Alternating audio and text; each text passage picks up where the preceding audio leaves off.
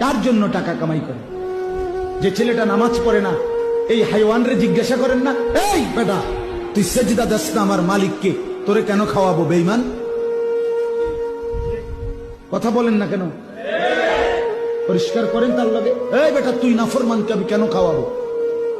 আমি জীবনে একবার আমার আব্বারে বলছিলাম, আব্বা আমি এই মাদ্রাসায় পড়তাম না, আরেকটা মাদ্রাসায় পড়ুন। আমি একবার করেছিলাম, আমি এটা বহুদিন বলছি, বহুবার বলছি এই কথা।